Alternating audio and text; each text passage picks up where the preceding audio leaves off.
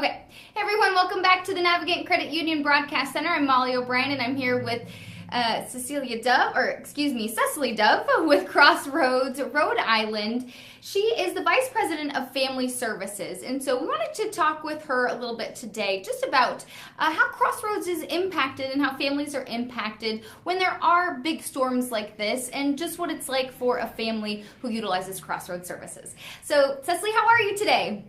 I'm good, Molly. Thanks for asking. How are you? Good, good. Well, thank you so much for joining us. So first, tell me a little bit about what you do with Crossroads and just a little bit about the family services that Crossroads provides.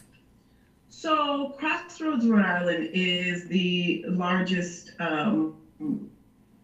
organization that supports the homeless population. Our goal is to rapidly find safe and stable housing for every individual and family that comes in our doors. That is our goal, is to find suitable housing for them.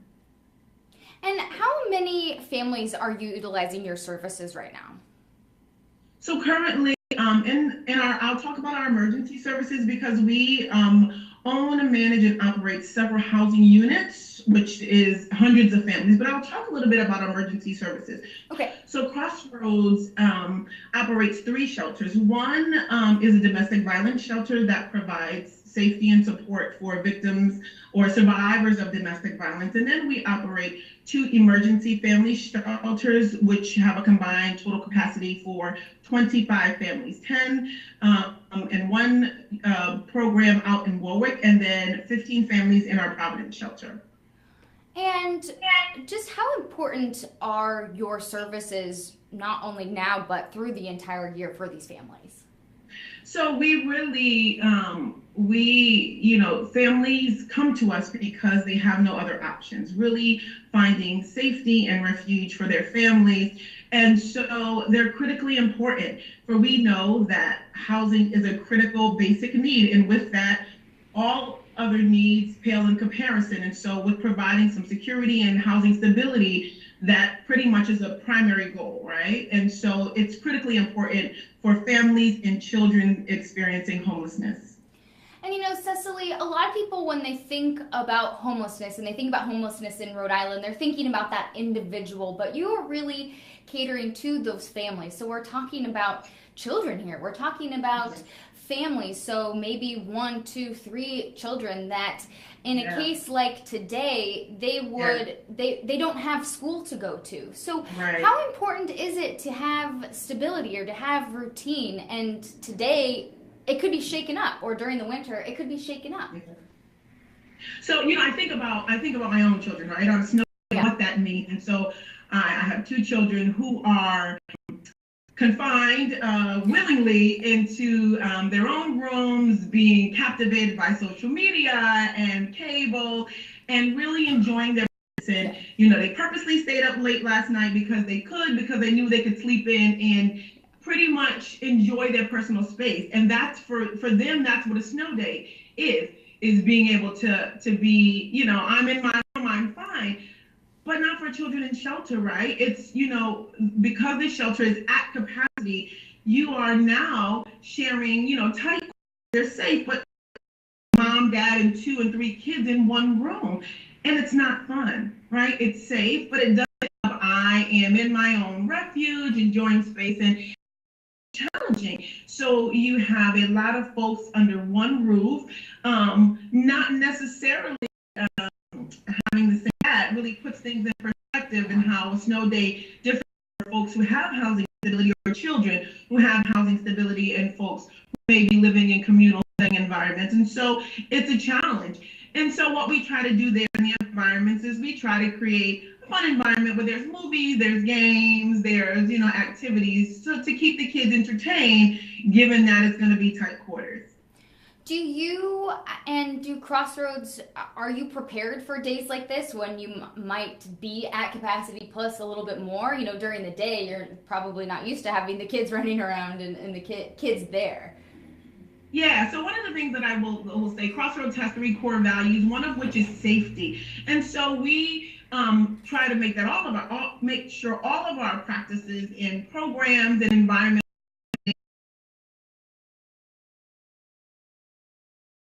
increases in our population, both in families and in our individuals, recognizing that, you know, our outreach team did a fabulous job of going out into the community and the streets and making sure that folks who might have been staying on the streets had a safe, warm place to stay indoors, where there were services and there was safe environment with food, and making sure those basic needs were met. But we do take extra precaution in planning for events like this. But again, that's a part of who we are and the services that we offer. We try to make sure that they're safe and respectful and effective in delivering services to our folks.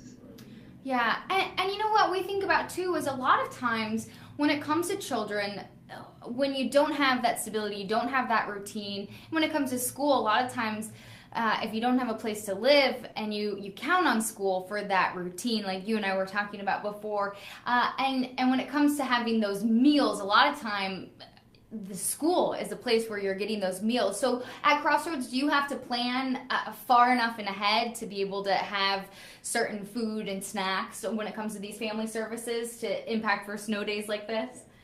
Yeah, I mean, so there's not, I'll be honest with you, there's not much planning, because we try to make sure that we have more than enough to meet the needs of our families there. I mean, because it's such a flux of, make sure that that food insecurity is never an issue, because we recognize that a lot of folks who come to us already suffer from that. So we want to make sure that that is alleviated when they come to us. So we want to make sure that, you know, that they have goodies and extras, you know, extra goodies for days like this. So there's cookies, there's baking going on, there's popcorn, and so we want to make sure that is a non-issue.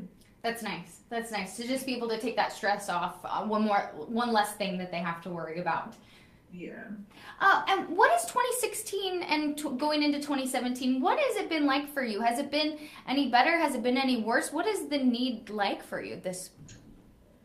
Yeah, so it's been comparable. So I have so forgive me, I'm looking down at my stats. And so, you know, in 2016, in our emergency shelter programs, we served a total of 171 families in our emergency shelter, which is comprised of 219 children and 219 adults and 345 children. And that's just in our 2 emergency shelters. Wow. In our domestic violence shelter, we served 71 families. And so one of the things that, the fact that we're able to serve that many folks, one of the things that we're very, very proud of, again, and this is really in line with our focus in trying to help folks become rapidly rehoused and acquire housing stability pretty much as soon as they're coming in the door, is that 73% of all families who left our shelter programs found positive destinations. So they've acquired permanent housing, they've gone on to better situations. So we're very proud of that. Yeah, that's incredible. And obviously, all of our work is to increase those outcomes.